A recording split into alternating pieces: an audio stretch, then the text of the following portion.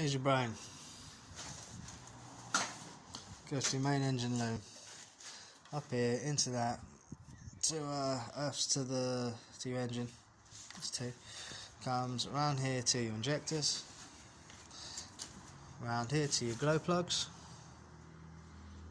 Down there. Here's a intake manifold, pressure sensor. Here's a controller for your AC. To your little connection to your starter motor. Down here to your alternator. Carries along to your thermostat / EGR water jacket flow housing over the top. Into your common rail. I think this is a pressure actuator which can control the pressure. Here's one into your diesel pump. Down here is another into your diesel pump.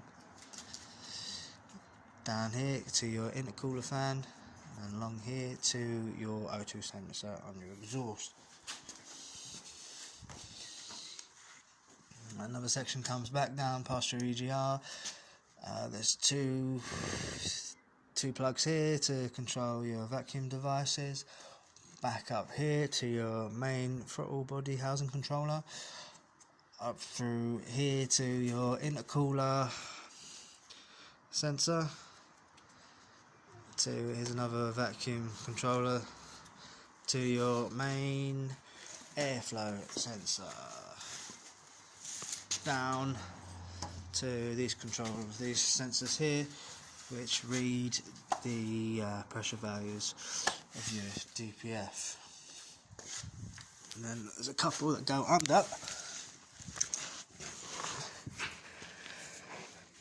So here we have your turbo pressure sensor, and from that we have